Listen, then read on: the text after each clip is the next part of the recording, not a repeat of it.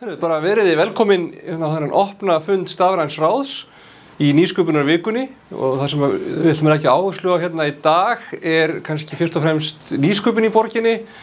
Stafræna ráðið fer svolítið með innri nýsköpun, þar sem nýsköpun svona eins opinbera í borginni og nýsköpun svona okkar og samfélagsins, en kannski ekki endilega sem sagt nýsköpun atvinnulífsins í heild sinni, þó við eigum auðvitað ákveðið samstarf þar.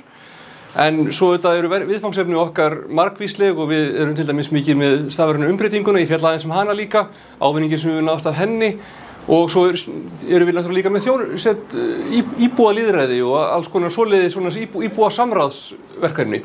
Þannig að það sem við erum að fókusera á í dag eru kannski aðalega nýsköpunin og stafræna umbreytingin, og þetta formlegur fundur fagráðsins, það eru allir fulltrúar hérna með okkur. Þetta ráð sem var sett í gang fyrir 2 árum í upphaf kjörtímabils, og það sitja 7 fulltrúar í ráðinu kjörnir af borgarstjórn og jafnmargir til vara. Við erum hérna og þegar ég búinn með þetta lauflétta erindi, þá bjóðum við upp á svona smá spurningar og samtal. Þannig að vonum þetta verði ekki of mikið og leiðilegt. En það sem ég ætlaði að byrja á að fara yfir hvernig Reykjavíkurborg getur stutt við nýsköpunar umhverfið. Og áherslur stafræna ráðsins eru einmitt þær að við viljum að Reykjavíkurborg nýti afl sitt og bara stöðu til þess að efla nýsköpun í borginni. Þegar COVID skall á, þá ákvað borgin að taka þátt í viðspyrnu hins opinbera, svo að samfélagið myndi ekki endilega falla í sömu gryfju og eftir hrunið 2008, þegar hið opinbera í rauninni neyddist til að dýpka þær erfiðu efnahagslegu aðstæður sem orðnar voru. Og í því samhengi var græna planið samþykkt, sem svona ákveðin viðspyrnu áætlun borgarinnar. Græna planið fól í sér tímamóta fjárfestingu í stafrænni þjónustu og stóð svo ákvörðun á herðum þróunar sem hafði orðið í byrjun kjörtímabilsins á undan, og svið þjónustu og nýsköpunar var til í stjórnkerfisbreytingunum til þess að skýra og skerpa ábyrgð og utanumhaldum verkefni, þar sem að stafræn umbreyting, auki gagnsæi og þjónustuumbætur voru settar í forgang. Þetta hefur gengið bara vonum framar. Í dag erum við komin á allt annan og betri stað í öllum okkar gagnainnviðum, og ótrúlega margar af okkar lykilþjónustum hafa farið í gegnum endurhönnun. Það sem farið í gagngera hönnun og skoðun og vinnslu á þeim ferlum sem í gangi, og þeir eru endurhannaðir til að eyða flöskuhálsum, bæta vinnslu og þjónustu og tryggja þessi samræmi við stefnu borgarinnar notendamiðaða þjónustu. Í leiðinni þá erum við að færa ferla yfir á stafrænt form og tryggja að kerfin okkar tali saman, gögn séu tölvulæsileg og nýtist og búi ekki til óþarfa tafir. Þetta löngu tímabært. Við búum á tímum þar sem stafræna staðreynd. Þegar ég var krakki þá var það þannig að sumir notuðu tölvu í vinnunni og önnur notuðu ekki tölvu í vinnunni, en í dag eru næstum öll störf með einhverja tölvuvinnslu eða tölvunotkun, annarkvort að öllu eða einhverju leyti. Og það ekki sama hvort að ræða bara einhver PDF-skjöl og skönnuð bréf sem eru hengt á tölvupósta eða kerfi sem hannað frá grunni til að nýta stafræna innviði. En í græna planinu þá mikil áhersla á stafræna umbreytingu þjónustu, og 4 áherslur í stafræna umbreytingunni eru nútímaleg kerfi, snjöll nýsköpun, sjálfvirk stjórnsýsla, hagnýting gagna. En stafræna umbreytingin fyrst og fremst stafræn aðlögun á þjónustunni sem borgin sinnir í dag, og bara svona breyting á ákveðinni menningu og þjónustuferlum. Þetta ekki, stafræna nauðsynlegt, en það ekki það eina eða það mikilvægasta í því. Og ég ætla bara að hoppa yfir þetta svona fullíðalegt. Og stafræn umbreytingin snýst það að endurskoða þjónustu á forsendum notenda og skoða bara hvernig notandi nota þjónustu skref fyrir skref og hvernig þetta gera það sem sársaukaminnst, fljótlegast og þægilegast. Og það nýtir líka starfsmenn borgarinnar og mannauð betur. En þegar við komum svo að nýsköpuninni sjálfri, þá miðum við nokkur atriði, til dæmis atvinnu og nýsköpunarstefnu borgarinnar. Framtíðarsýn í þeirri stefnu að Reykjavík njóti alþjóðlegrar viðurkenningar sem samfélag þar sem sköpunarkraftur og framtakssemi finni sér frjósaman jarðveg. Og hér að vera eftirsóknarvert að búa og starfa, og borgin þykir spennandi staður til að heimsækja. Og með því að styrkja við þannig umhverfi þá eflum við bara atvinnulífið, samfélagið og bara borgina. Svo lengi sem við vinnum það náttúrulega í samræmi við nærumhverfið og náttúruna. Hraðlarnir sem við höfum verið að vinna með eru nokkrir. Reykjavíkurborg styður við nýsköpunarhraðla sem eru svona vettvangur nýsköpunar, þar sem hugmyndir að lausnum og áskorunum geta fengið stuðning til þess að verða einhverju meira, verða stökkpallur af viðskiptahugmynd. Við styðjum við Hringiðu og Gulleggið, við erum með nýsköpunarsjóð námsmanna, við tökum þátt í Snjallræði, Vísindaþorpið í Vatnsmýrinni. Við erum náttúrulega með FabLab upp í Breiðholti, þar sem ungu fólki og bara öllu fólki gefst tækifæri til að nýta sér tæki og tækni til nýsköpunar. Og svo erum við með Reykjavík Tool Library, verkfæra bókasafnið, þar sem nálgast má ýmis tól og tæki á bókasafnunum. Í Hafnarhúsinu, Hafnarhouse, hefur gamalt skrifstofurými fengið nýtt hlutverk þar sem ætlunin er byggja upp skapandi samfélag. Við auglýstum undir samstarfsaðilum til að reka þar miðstöð fyrir skapandi greinar. Og nú er það starfandi þetta Hafnarhús eða House sem hefur reynst menningarlegur suðupottur. Þetta er 3000 fermetra rými þar sem 200 manns frá alls konar sköpunarsviðum nota daglega vinnurýmið. Og þetta er bara leið til þess að brjóta upp formið og gera eitthvað nýtt. Verkefnið var sett upp þar sem skapandi fólk vantaði bæði húsnæði og svo samfélag til að starfa innan. Og við teljum að með þessu getum við búið til svona frjóan jarðveg og einhvers konar umhverfi þar sem að bæði hugmyndir og bara sköpun getur fengið að þrífast.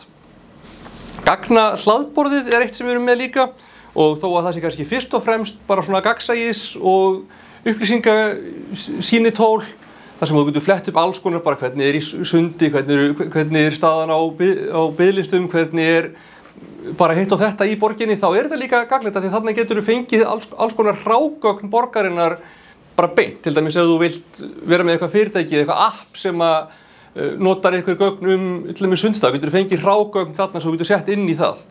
Þannig að þetta er ein leið hjá okkur til þess að styðja við aðila sem að vilja nota gögn borgarinnar á eitthvað skemmtilegan eða uppbyggilegan hátt.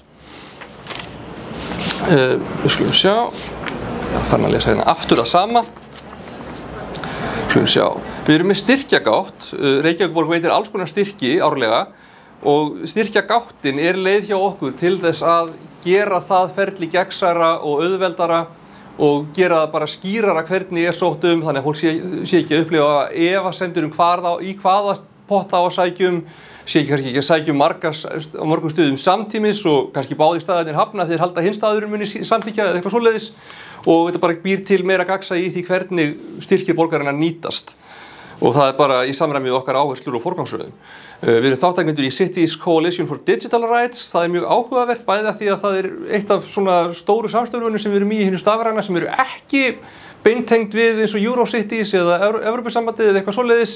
Við erum í samstarfi með borgum allan heim og eitt af því mikilvæga sem við ræddum, við fórum á ráðstefnu hjá þeim í Frakklandi í fyrra og eitt af því var að borgir þurfa oft að koma til tals við risastór alþjóðleg fyrirtæki og meira segja stór borg eins og kannski New York eða London eiga kannski erfitt með að fá fyrirtæki eins og Microsoft eða Google eða eitthvað svoleiðis til þess að taka mark á okkur, skipta stefnu eða breyta hvernig þau höndla gatnaupplýsingar eða gagnaupplýsingar sem að tengjast því sem í gangi í borgunum. En ef að það koma fulltrúar, og svo ég tala ekki ef bara Reykjavík eða eitthvað, það liggur við að maður komst ekki dyrnar En ef þeir fá fulltrúa frá kannski 200 borgum, þar að veru kannski 5-6 milljóna borgir, þá er erfiðara að hunsa það samtal. Og þetta getur skipt mjög miklu máli upp á að tryggja bara persónuvernd og eignarhaldi yfir gögnum og bara svona hvað við getum gert með það sem við höfum og hvað þeir telja sig geta gert með okkar upplýsingar. Þannig að þetta er frekar mikilvægt. Svona sjá. Þegar kemur að innri nýsköpun í borginni þá miðumst við frekar mikið við þjónustustefnuna en reyndar, bara svo ég segi það, þá er þjónustustefnan umfram allar aðrar stefnur kannski hjartað á þjónustu- og nýsköpunarsviði. Skilgreinir allt sem við erum að gera og hvernig við viljum nálgast það og það er þessi notendamiðaða nálgun. Þjónustan á að vera aðgengileg, fjölbreytt og framúrskarandi og leiðarljósin eru þjónustulund, framúrskarandi, aðgengileg og ég held að það lýsi frekar vel hvernig við viljum hafa þjónustu borgarinnar. Sjá. Aðeins að nefna núna líka gróðurhúsið, ekki þetta gróðurhús, það er annað gróðurhús og svo afleggjaran. En afleggjarinn til dæmis er skapandi lærdómsvettvangur á vegum þjónustu- og nýsköpunarsviðs þar sem að starfsfólk frá mismunandi starfsstöðum Reykjavíkurborgar getur hist til að leysa áskoranir í sínu starfi. Og það er þá þessi þjónustu hönnun að þjónustan sé hönnun með þarfir þeirra sem notana og þetta sé að gera hana aðgengilegri, auðveldari fyrir íbúana og einfaldari fyrir starfsfólkið. En þá koma skrifstofur eða svið inn með verkefni og ákveðin teymi. Akkurat núna þá teymi frá umhverfis- og skipulagssviði í afleggjaranum til þess að vinna hvernig þetta að gera auðveldara fyrir rekstraraðila að sækja leyfi fyrir útiveitingar. Það eitt af því sem verið að gera þarna. Skulum sjá. Við erum líka við erum í miklu samstarfi með öðrum aðilum sem vilja efla nýsköpun, til dæmis Ríkiskaupa hackathonið, þar komum við inn og Reykjavíkurborg hefur átt í góðu samstarfi við aðila sem vilja efla nýsköpunina. Það var gagnathon Ríkiskaupa, það var samstarfsverkefni Ríkiskaupa, HÍ, HR og borgarinnar. Það var tilgangurinn þar var að auka nýtingu og sýnileika opinna gagna til að hjálpa ríkisstofnunum að finna skapandi og nýjar leiðir til að spara peninga. Og það var nemendum í HÍ og HR boðið að taka þátt og það gaf þeim möguleika á að sýna færni sína og stækka tengslanetið og kynnast í hvernig nokkur af stærstu fyrirtækjum landsins nýta gögn. Grófarhúsið, það fær nýtt líf sem lifandi menningar- og samfélagshús, en í lok 2023 var skrifað undir samningum að ljúka hönnunarferli að breyttu húsi, reyndar bara út af því að við erum í ákveðnum samdrætti í fjárfestingu, þá verið að ýta þessum umbreytingum aðeins lengur inn í framtíðina, en þetta mun samt gerast. Og eitt sem við höfum séð í nágrannalöndum okkar hvað samfélagshús geta verið mikilvæg fyrir samfélögin, til þess að hafa bara einhvern stað þar sem hægt að hittast til að spila eða spjalla eða fá sér kaffi, líka bara ef maður vill horfa á einhverja indie bíómynd eða ef maður vill vera með námskeiðum eitthvað eða ef maður vill bara kynnast fólkinu í nærumhverfinu sinni betur. Þetta getur verið svo mikilvægur liður í því að samfélag sé samfélag en ekki bara fólk sem býr hlið við hlið. Þannig að við viljum gera svolítið meira í þessum samfélagshúsum. En ávinningurinn sem við höfum náð í stafrænu umbreytingu, það ótrúlega margt og eins og ég segi, það er aðlögun á þessari þjónustu sem borgin sinnir í dag. Við vorum einna fyrst til að fara í stafrænu umbreytingu, það var þetta fjölmargir fyllt í kjölfarið og þessi undirbúningur hófst 2014 en það var kannski 2016 sem að þjónustustefnan var samþykkt þar sem þetta fór í gang og kom aðgerðaáætlun og við erum til dæmis fyrst allra til að vera með stafræna leiðtoga en nú eru alls konar fyrirtæki farin að innleiða það. En það sem við höfum séð bara betri þjónusta. Við erum með eins og leikskólareiknirinn, við erum með umsóknarkerfi fyrir fjárhagsaðstoð til framfærslu sem við hlotið verðlaun. Við erum að sjá með rafrænum byggingarumsóknum að heimsóknum í þjónustuver hefur snarfækkað og bara tonnum minna pappír prentað út og skannað inn og farið eitthvað hringavitleysu með það. Og við erum að sjá bara töluvert betri nýtingu, styttri umsóknartíma, fólk getur sótt hvenær sem sólarhrings og svo það bara unnið frekar hratt. Vinnslutími á rafrænum umsóknum framfærslu fóru niður úr 2 vikum í 2 sólarhringa. Þetta ótrúlegur munur. Svo erum við með alls konar nýjar kjarnavörur, ég ætla ekki bara að sleppa því að fara eitthvað ofan í kjölinn á þeim. Við viljum vera með náttúrulega verkefnasögur, það skiptir miklu máli, segja frá því sem við erum að gera svo fólk upplifi breytingarnar og fólk sjáu hvernig hlutinir voru áður en þeir eru eins og þeir eru í dag. Það er líka kannski gaman að segja frá bara þessum verðlaunum sem við höfum verið að fá og samstörfum sem við höfum tekið þátt í. Bloomberg samstarfið var til dæmis risastórt og við fengum rosalega stóran stuðning frá Bloomberg Philanthropies. Við vorum ein af 6 borgum í heiminum sem vorum hluti af verkefninu Build Back Better sem á að hraða stafrænni umbreytingu. Og það fór í gang ákveðið verkefni í kringum betri borg fyrir börn, því lauk með breytingu á verkferlum, innleiðingu lausnatema í skólum, rafrænu umsóknareyðublaði í stað 22 ólíkra pappírsumsóknareyðublaða sem voru á undan og stafrænt kerfi sem heldur utan skólaþjónustuna, það í smíðum. En þetta kerfi mun einfalda allt samstarf ólíkra aðila sem tengjast þessari skólaþjónustu. Svo annað verkefni fjöltengd börn og bara margt í gangi. Við fengum líka verðlaun fyrir Dalaker sem verkefni sem við höfum verið að vinna með Mosfellsbæ ef ég man rétt og hlutum sameiginlega viðurkenningu fyrir verkefni varðandi útboð innleiðingu á velferðartæknilausn sem hefur gert heilbrigðis- og félagsþjónustu á velferðarsviði sveitarfélaganna kleift að stórefla upplýsingamiðlun sín á milli. En já, nú ég búinn að röfla heilar 8 blaðsíður, þetta kannski var hætt að því. En eitt sem mér langaði líka að nefna að það væri gaman að gera fyrir framtíðina, það að setja upp svona ákveðin banka af áskorunum. Svo að við getum verið bara, ef við upplifum borginu okkur vanti einhverja lausn eða segjum bara mikið væri nú sniðugt ef einhver gæti mælt út áhrif veðurfars á malbik eða einhver gæti sagt okkur til það hvaða hópar mæta í sund á einhverjum ákveðnum tímum eða hvaða hópar barna forðast ákveðna skóla eða alls konar, bara einhverjar áskoranir í borginni gætu bara farið inn í einhvern banka sem að til dæmis nýsköpunarfyrirtæki eða nemendur gætu leitað í og séð hvort það væri eitthvað þar sem að þeim finnst spennandi að vinna með og gera eitthvað með og koma til okkar með lausnað eða tillögu að samstarfsverkefni. En þetta eitthvað sem við viljum skoða. En það ótrúlega margt, ég ætla að hætta að röfla og bara bæði opna fyrir spurningar og bara samtal. Takk fyrir gott hljóð.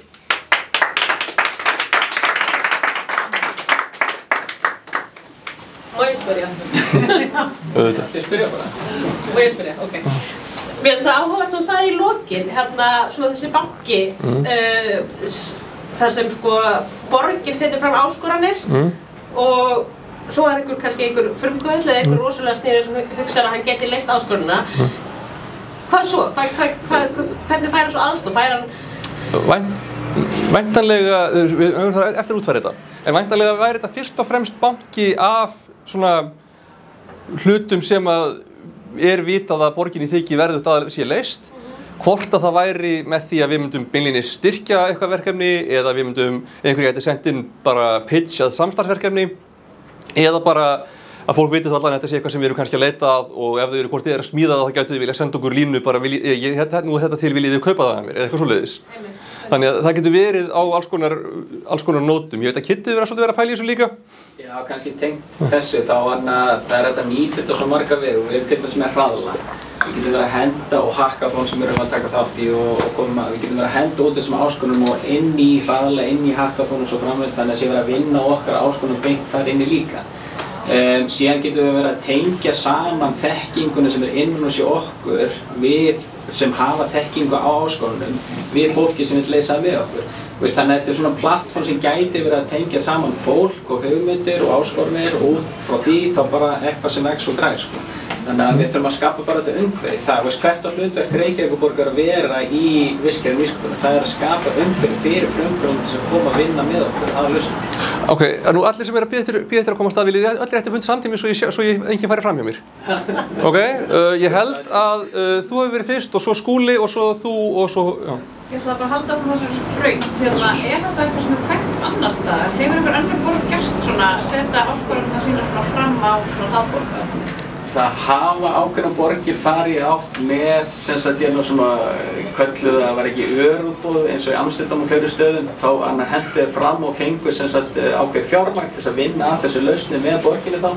Og þannig að það alveg fyrirmyndir sem við getum horft til og það hefur margt reynst vel og við þurfum bara að taka það til okkar. Markmiðið hjá okkur svolítið að taka þá inn í vinnu sem að tengt þessi opinberu samfélagslega nýsköpun sem við viljum móta svolítið meira ítarlegra leiðarljós í kringum í tengingu þá í nýsköpunarstefnun og við stefnum á því núna bara á haustmánuðum.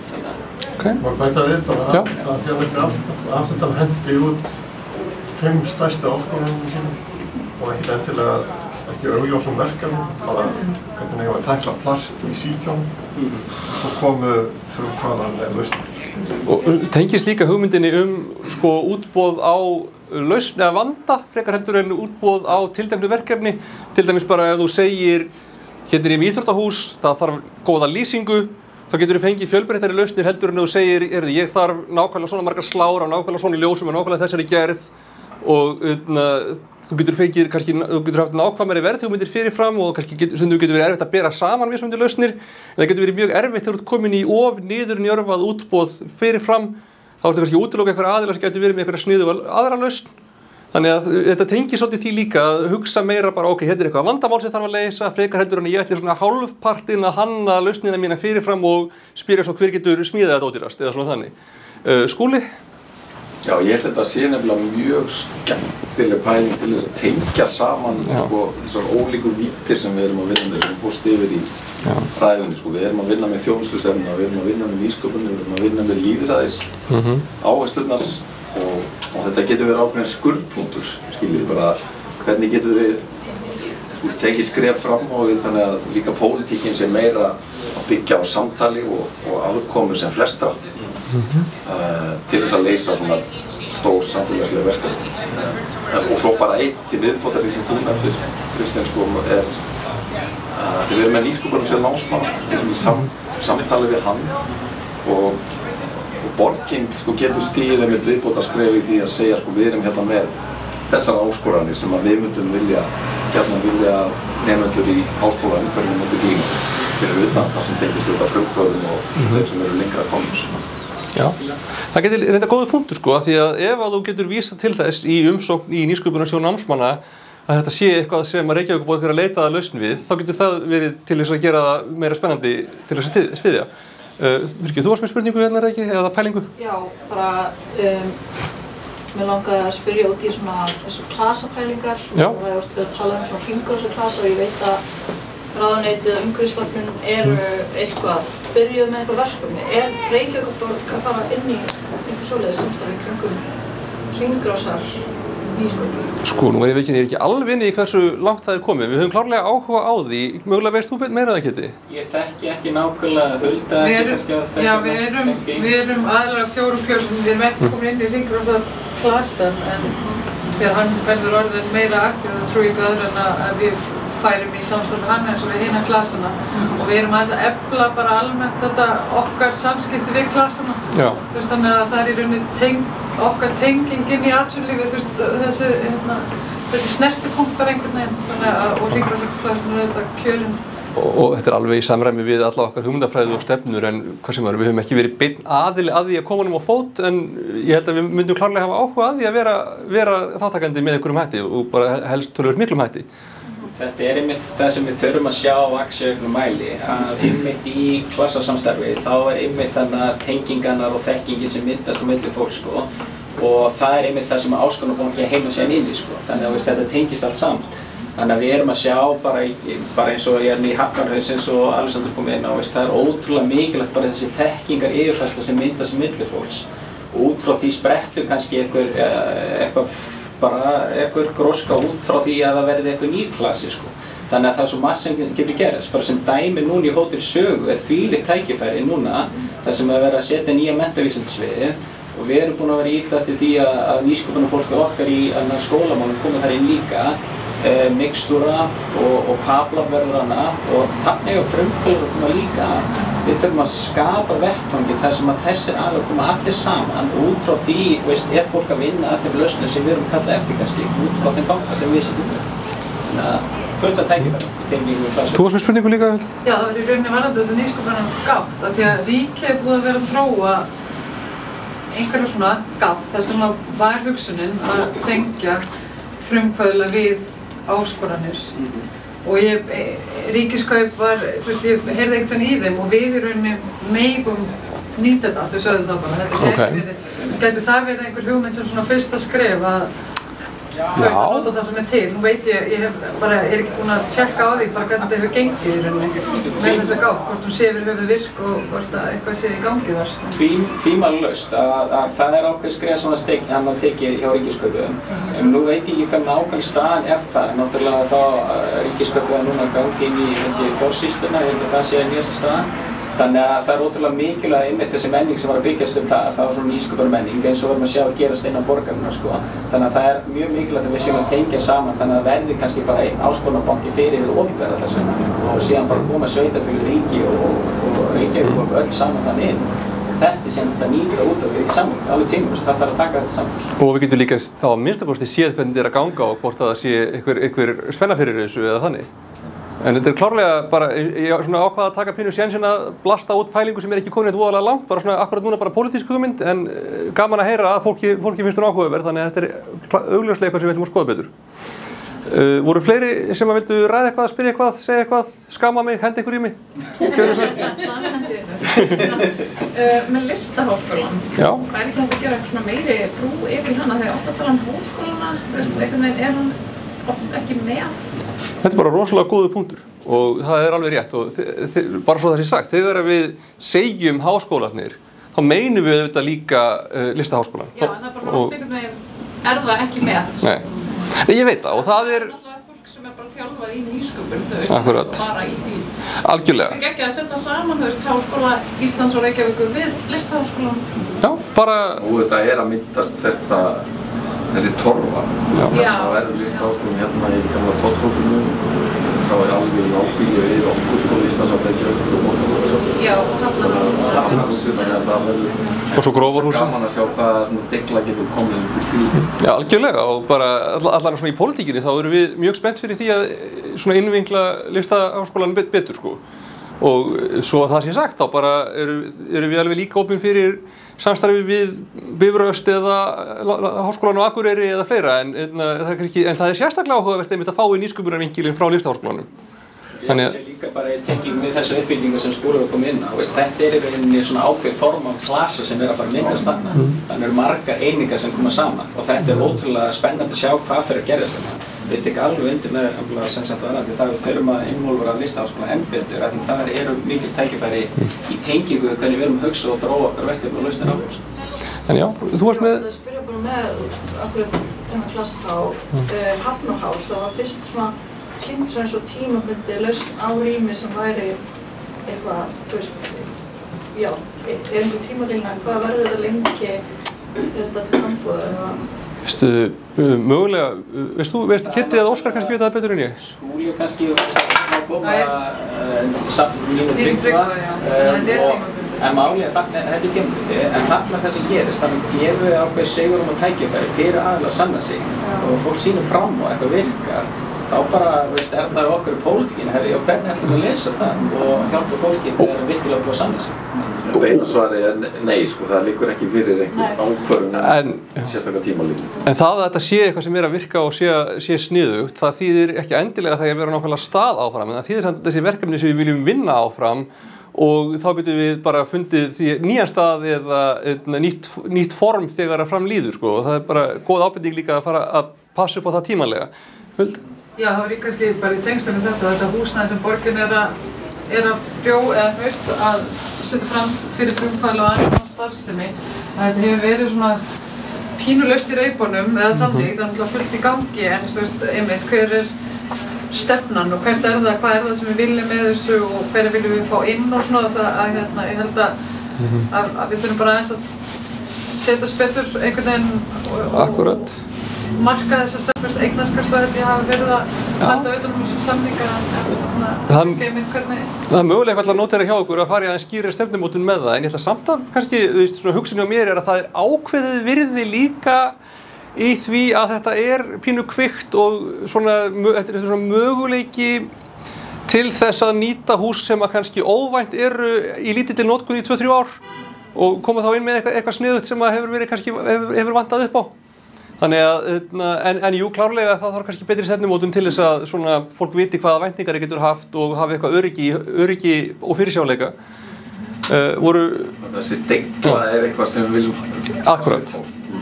Óháð því nákvæmlega hvað er þetta staðsett og þá er þetta dýnamík sem er mikilvægt að við stöndum vörðum og svona setjum inn sem ekki bara einhverja tímabundna lausn heldur svona sköpunar vettvangur sem við viljum passa upp á að sé alltaf til í borgin.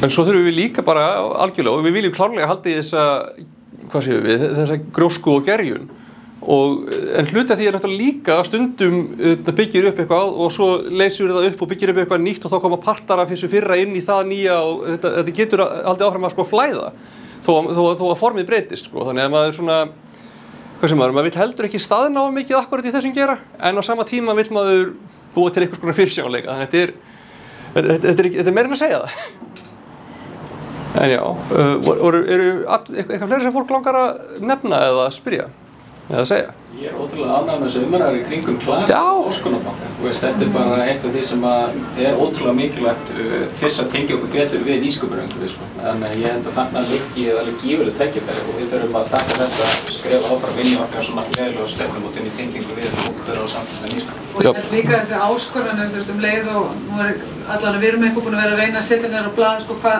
varðandi alþjóðastarfið og í rauninni þau verkefni sem við erum að fara inn í þar, að við séum markvisst að velja verkefni sem eru þá beintengd við þetta og getum þá erum þá kannski með einhverja aðila háskólanum og atvinnulífinu sem að tengjast inn. Gakt í bæinn ef að... Já. Ókunni í gestur. En já, hvað, en svona kannski tengt, er eitthvað sem fólk vill koma á framfæri með sko möguleikan á því að Reykjavíkurborg svona festir sig í sessi sem svona eftirsóknarverð borg fyrir nýsköpun, fyrir til dæmis meistara eða doktorsnema erlendis frá sem að vil langar að koma og prófa eitthvað eða til að fyrirtæki sem eru að vinna í nýsköpun geti fyrsta lagi bara haldið, hvað séum við, ungum efnilegum Íslendingum á landinu og í öðru lagi kannski ráðið til sín fólk erlendis frá og sé bara að því að sko samkeppni Reykjavíkurborgar, ólíkt því sem er oft haldið fram, ekkert við landsbyggðina, ekki þannig. Heldur eru við bara hvað séum við, ákveðin flötur í samkeppninni sem að Ísland í varðandi bara gagnvart Evrópu og Bandaríkjunum og Norðurlöndunum og Englandi. Þannig að svona, hvað finnst ykkur bara svona Ísland sem nýsköpunar miðstöð í samhengi við bara aðrar borgir, hvað þau upp á að bjóða fyrir utan hið augljósa sem er svona ákveðin húsnæðis uppbyggingarvandi, hvað getum við gert til þess að svona gera Íslanda öflugra nýsköpunarumhverfi og svona bara blómlegra fyrir þessa starfsemi. Já. Sko, ég held að Ísland geti að marka sér svona sérstöðu á alþjóðavísu, rétt eins og til dæmis Þingeyri fyrir Reykvíkinga. Það er alltaf æðisleg nýsköpunaraðstaða á Þingeyri, Blábókin og Fegurðin og Kyrrðin og Róin og bara mjög margir frumkvöðlar bara hérðan á Þingeyri og eru það kannski í einhvern tíma. En það er svo, við getum orðið það fyrir sko útlönd. Já, það er góður punktur. Ég hef alveg trú á því, þetta snýst allt hvaða fókus við viljum setja og það hefur náttúrulega verið að við hefum verið svolítið svona með fókus á nýsköpun í atvinnulífinu sem er gott að blessa og margt að gerast þar og það er alveg frábært að sjá þann vöxt. En ég sé tækifæri með okkur einmitt að við séum að setja fókus á opinbera nýsköpun sem tengist að áskorun einmitt samfélagsins og borgar og ríkis og sveitafélaga sem snýra hvort sem þessu menntamál eða umhverfis- og loftslagsmál og þess áttar og leið og við förum að setja fókus og klasamyndun í kringum það og einmitt séum bara einlega opiðskap að þetta er það sem við erum að díla við og þórum að opna okkur út á við einmitt með áskorunarbankar, þetta er staðan, þá fáum við fólk sem vill vinna og lausna með okkur. Ef við veitum aðgengi aðstöðu, þekkingu og svo framvegis, þá fer eitthvað myndast og ef að ríki og sveitafélag setja fjármagn í þessa uppbyggingu, þá sköpum við markaðinn í kringum. Það er það sem skiptir máli. Einn fremsti svona nýsköpunar hagfræðingur Mariana Mazzucato talar um því leið við opinbera fyrir að setja aukið fjármagn einmitt inn í þessa geira, þá fer eitthvað blómstrar sem okkur aldrei óra fyrir. Þannig að þarna tekur tvímælalaust. Akkurat. Bara bæta við, þetta er allt hárrétt sem að Kitty er að segja og Eva, en náttúrulega lykillinn í þessu er líka bara hvaða stefnu við viljum taka varðandi með og þá kemur þetta með fjármagn. Já. Það er það sem að, lætur frumkvöðluna halda áfram. Við verðum bara að vera svolítið svona realistic með það, þetta er svona leiðinlega umræðan í þessu, en það eru peningarnir og það er bara niðurstaðan. Við þurfum að marka okkur svolítið hvað við viljum fara langt í því að styðja við þetta og það kemur þá á þessum fjárhagslega vinkli líka. Algjörlega, en svo myndi ég kannski líka benda á það að óháð því sem, fyrir utan það sem að Reykjavíkurborg getur gert með sína sérstöðu, þá í allri samkeppni þá er sniðugt að skoða hver eru þínir samanburðar yfirburðir. Það sé hvað getur þú gert betur með minni tilkostnaði heldur en aðilarnir sem þú ert í samkeppni við.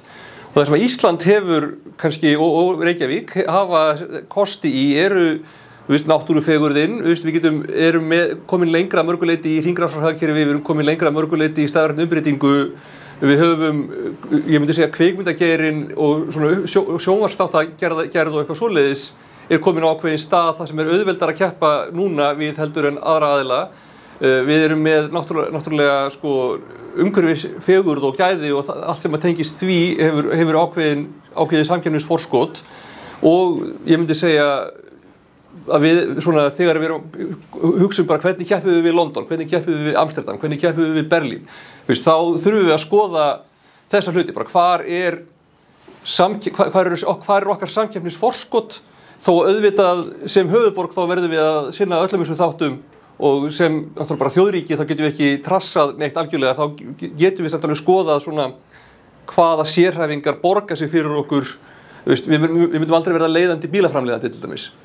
Þannig að það er svona, Friðjón því hann er ekki búinn að koma stað áður og svo Skúli. Já, ég ætlaði bara að það var mjög áhugavert viðtal í morgun á Rás 2 við Erna Magnúsdóttir, dósent og stjórnarformann Lífvísindaseturs og Erik Steingrímsson, prófessor í heilbrigðissviði, einmitt nýsköpun og hvað að gerast þar og hvað þá peningar sem við erum að setja í grunnrannsóknir og svo framvegis. Og það sem var svo áhugavert hjá Ernu var að hún nefndi sérstaklega, og nú ég aðeins að blása í lúðra míns flokks, að hvernig nýsköpunarumhverfið hefði batnað á undanförnum árum og þar lék alveg skipti máli að við lögðum niður nýsköpunarmiðstöð en settum peningana inn í sjóðina. Okay. Þar að segja að staðinn fyrir að vera með fólk í vinnu hjá hinu opinbera við það að vinna að nýsköpun, þá fóru peningarnir staðinn fyrir að fara í laun. Þá fóru þau til þeirra einstaklinga sem eru að stofna fyrirtæki og búa til komumilausnir því að við trúum því allavega, við Bjössi, að sköpunin verður hjá einstaklingunum sem eru að búa til eitthvað nýtt og koma með hugmyndir frekar heldur en hjá nefndum og ráðum og svo framvegis með allri virðingu fyrir stafrænum ráðum og nefndum. Þá það drifkraftur fólksins sem að vill gera eitthvað áhugavert og nýtt frekar en að það ekki að segja sko að hið opinbera hafi ekki hlutverk þegar það einmitt kom svo greinilega fram hvað það skiptir máli sérstaklega í grunnrannsóknum hvernig við erum að ala upp sko vísindamenn í gegnum sjóði sem að við erum að styrkja vísindarannsóknir þar sem að doktorsnemar eru að vinna að verkefnum og læra þannig vinnubröði og líka fá hugmyndir. Þannig að ég ekki að draga úr því, en þetta verður til hjá einstaklingunum sem að þar sem að hugmyndirna kvikna. Ég meina, aldrei eins og þá mikilvægi nýsköpunar eitthvað sem ég ekki ósammála Sjálfstæðisflokknum þannig að það bara gaman. Ég held að sé samt þetta klassíska spurningum tengslin og svona hvatninguna og að skapa umhverfið í makróinu versus einstöku einingarnar sem þú ert að tengja saman og þetta líka bara spurning gráefnið og hvítaefnið í heilanum og allt þetta sko. Skúli og svo Pavel og Aðalsteinn, var það ekki? Eða Aðalsteinn og Pavel. Hvað getum við gert sko? Ég held að þá maður kannski meira að horfa bara á við sem sko samfélag, ekki endilega bara borgin en það sem hefur gengið vel, því þú nefndir kvikmyndageran og sjónvarpsþáttagerð, það ástæðan fyrir því að við erum að finna samkeppnishæfi það ekki síst það sem að var gert. Það viðbótarskref sem var stigið í því bæði að búa til aðstöðu, en líka allt sem tengist endurgreiðslukerfinu og ríkinu. Stiga viðbótarskref sem að gerði Ísland meira aðlaðandi í augum þeirra sem að framleiða þetta efni og einhvers konar slík hugsun held ég að sé gagnlega inn í nýsköpunarumhverfið og teka út með friðjóni. Þetta jákvætt skref sem var stigið að setja fókusinn meira á það hvernig getur hið opinbera verið styðjandi við þá aðilar sem eru út á feltinu að vinna að skapa til lausnum frekar heldur en að búa til allar infrastruktúrinu sko heima. En það líka góður punktur. Svo bara í lokinn til þess að fokka fundinu upp sko. Jú. En það sem við getum segja gert til þess að vera meira aðlægt bara að gangi í Evrópusambandið. En ég reyndar sammála því en skulum kannski ekki leipa fundinum alveg upp en þarna samt gott dæmi sem Skúli nefnir að kannski við fáum tækifærið út af náttúrufegurðinni. Hingað koma kvikmyndagerðarmenn og þáttagerðarfólk til þess að taka upp hluti eins og Game of Thrones og eitthvað við svona svakalegar íslenskar jöklaaðstæður og eitthvað svoleiðis. Og þá verður til vísir að iðnaði í kringum það og fólk með ákveðna sérhæfingu og bara vinnslufyrirtæki og leikarar og bara alls konar fólk sem hefur stoðhlutverk í þessari bara á þessum geira. Og það gerir það verkum að þegar aukaskrefið tekið að bara byggja upp þennan klasa, að byggja upp þetta kvikmyndaver út á Gufunesi og allt þetta og náttúrulega skatta endurgreiðslurnar gerir það verkum að þessi iðnaður sem varð til í kringum forskotið okkar sem náttúran orðin sjálfstætt nóg og samkeppnishæf til þess að fólk er farið að koma hingað til að taka upp bara í kvikmyndaverum þætti sem að gerast í sjálfsögur ekkert í íslenskri náttúru eða þannig. Þannig að þetta tókst mjög vel að láta þetta vinda upp og svo verða það einhverju meira heldur en forskotið. En Pavel? Já, bara mér líka mjög aukast þessu fundurastefna. Takk fyrir þetta einlegskunni. Hann var til náttúrulega unnir í nýsköpunarfyrirtæki áður en ég fór í pólitík, þá þetta reyndar þannig bara svo ég miðlaði eitthvað tvennt því að þegar fólk er að leita fjármögnun þá þeir sem að veita fjármögnun oft mjög mikið bara að leita ástæður og segja nei. Það er bara þannig, þú fær 100 pitch og það er eitthvað eitt. Og þetta voru gjaldeyrishöftin mjög oft það er bara eitthvað flækjustig sem fólk skilur ekki og er bara mjög góð ástæða til þess að segja nei.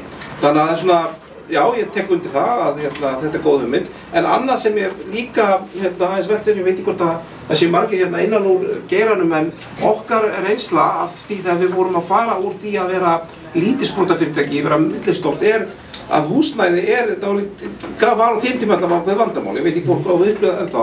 Það er mjög mikið af stöðum fyrir einyrkja, 2-3 manna fyrirtæki og jafnvel stutt opinberlega til þess að vaksa upp einhver gróðurhúsi.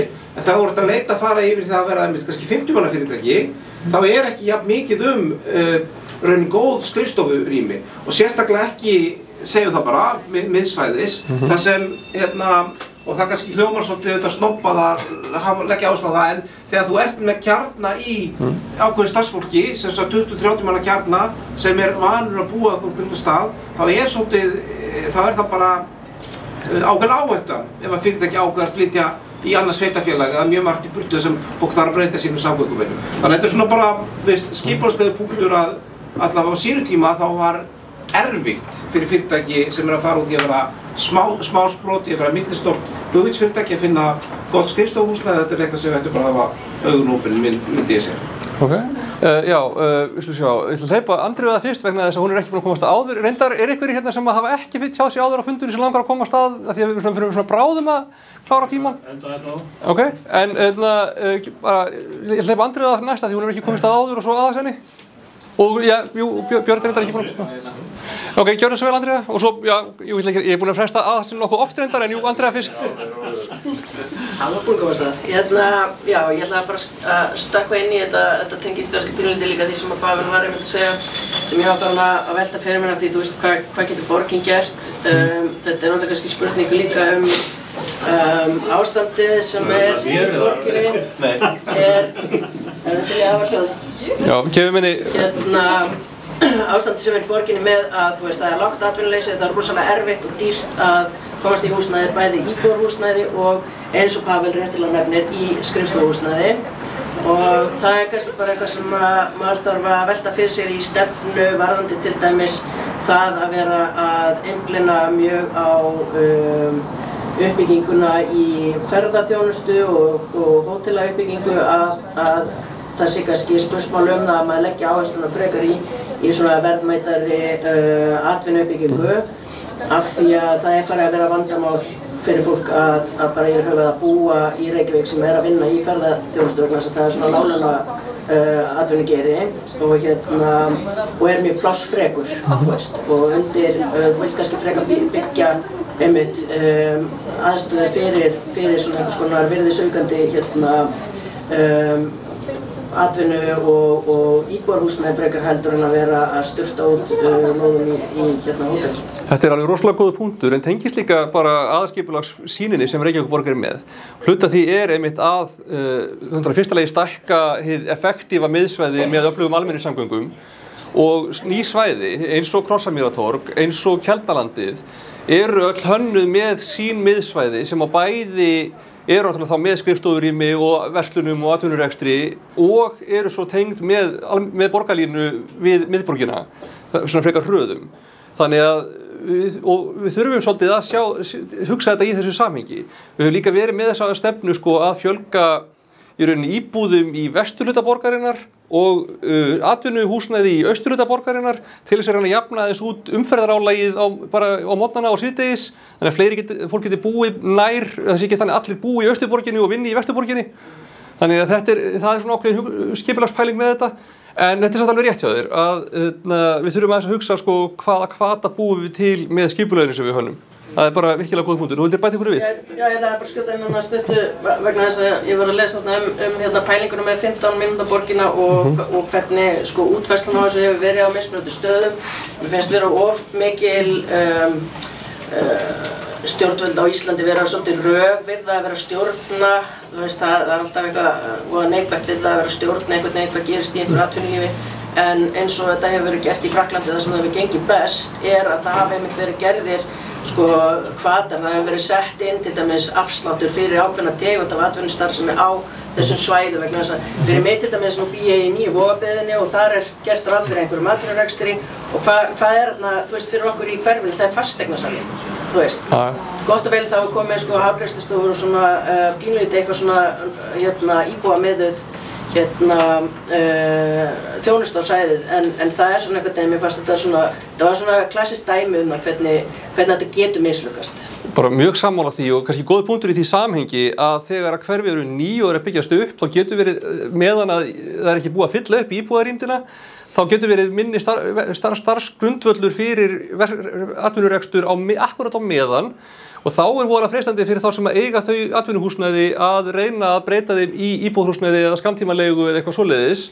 Og það vinnur mjög gegn langtíma markmiðum hverfana. Þannig að við þurfum svolítið að stíga fast í lappirnar með það að þegar hverfi eru ný og eru að byggjast upp, að gefa ekki undan með það að leyfa að breyta því sem á að vera atvinnuhúsnæði til framtíðar, breyta því í einhvers skammtímaleigu eða íbúðarhúsnæði, af því að við verðum að hafa þetta svolítið samtengt. En nú er aðeins búin að bíða lengi til þeir vonum að og svo kom Pamela.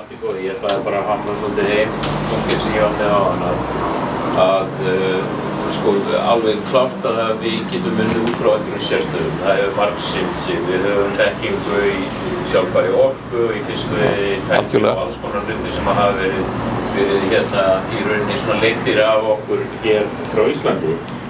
En svona, þú veist, bara ég ítreka aftur, þú veist, við þurfum ekki bara sem þjóðfélag, heldur líka sem sveitafélag, að marka okkur svolítið ákveðna stefnu í því hvernig við ætlum að styðja við nýsköpun.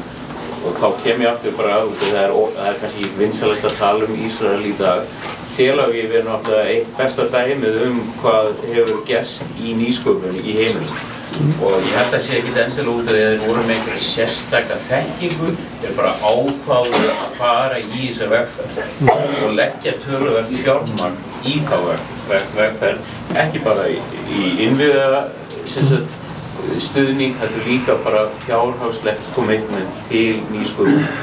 Ok, núna eru bæði Björn og Pamela að bíða þeirra að koma af stað, en ég ætlaði að spyrja Ég þakka fyrir fyndi, ég verður að Ok, að nú eru nokkra aðeins sem ekkert komið af stað, er eitthvað sem ykkur langar, ég ætla að fara að loka mælendaskrá, eitthvað sem langar að koma af stað eða spyrja eitthvað eða segja eitthvað áður en að ég loka mælendaskránni? Nei, ok, Björn, gjörðu svo vel. Ég ætla Jú, og Kitty líka. Kannski taka aðeins annan vingil á þetta, ég er svona mjög íþróttatengdur. Jú. Og hérna, sko, af því það verður mikið horft til okkar hérna, við erum með menntaða þjálfara, börn og unglingar, og það sem íþróttafélögin eru með þetta og mjög gott mál. Og að því vorum að nefna Amsterdam þá hafa íþróttafélögin það verið miklu, hérna verið í samstarfi við háskólann í Amsterdam. Og hérna, það sem það hefur verið að gera ýmislegt. Og varðandi með þetta rannsóknir að fá börn til að stunda einhverja íþróttum. Akkurat. Og sérstaklega til þeirra barna sem er ekki í hefðbundnum íþróttagreinum og hérna hvernig er þetta nátt þeirra og það kemur ýmislegt, þetta er náttúrulega gert til iðgjaldi og hérna foreldra. Akkurat. Og ég held að þetta gæti nú verið svona eitt að þegar Kitty nefndi þetta á hann eins og með sögu og þetta, sko, setjast hans yfir þetta, því að þannig veit ég að spila mataræði og getur fundið ýmislegt hana. Ég held að þetta sé verið að gera hana mjög góða hluti, sérstaklega gagnvart þessu krökkum því að fólk vill fá þeir í einhverja svona forvarnir og stunda einhverja íþróttir eða því líkt og glögt dæmi hjá okkur þegar þetta hérna er að nýjast þetta þessar rafíþróttir sem við höfum náð til fjölda barna sem ekki í þessum hefðbundnu íþróttagreinum og þarna geta þetta gert líka fyrir þess að fylgjast með og þannig að þetta þarf að tengja þetta við íþróttafélögin og eitthvað svona háskólasamfélagi geti gert þetta og ég held að þetta geti verið mjög góður punktur og örugglega fyrirmynd frá Amsterdam. Já, algjörlega. Pavel? Aðeins að fylgja eftir því sem Andra sagði, þá get ég upplýst að ein merkasta nefnd allar tíma, svæðisskipulagsnefnd höfuðborgarsvæðisins, sem vill svo furðulega til að ég er formaður í, hefur ákveðið að skoða sérstaklega atvinnuhúsnæði og þetta sem nefnt með jarðhæðirnar. Þetta var eitt af áherslupunktum í svæðisskipulaginu gildandi og vorum svolítið svona þegar við vorum að skoða hvaða áherslupunktar var til samkeppnisefni skoða, þá var þetta eitt af því sem var nefnt. Vegna þess að eins og rétt þá hefur stundum verið svona smá kannski misræmi á milli þess að stjórnarmenninu vilja og síðan þessi arkitektur tekna og þess sem markaðurinn telur sig þurfa. Þannig að við ætlum sko fara í smá rýningu á því, þannig að við haldið ykkur öll fast og þetta kemur eitthvað gott út úr því. Veist, eitt af því sem maður kannski séð að stundum og lesið, að stundum ekki beinlínis verð sem hamlandi þáttur, heldur það rými sem hönnuð þetta ekkert rosalega vel. Þau eru kannski ekki teiknað af fólki sem hefur með rekstur að gera, eru óreglulegir í laginu, aðföng, komast illa að, eða eitthvað annars að gera verkum að rými sem slíkt leiðist ekki út. Þannig að við ætlum að fara í smá vinnu með hagaðilum sem þá Samtök atvinnulífsins, Samtök verslunar og þjónustu til þess að taka utan þetta. Ok, Róbert. Kitti?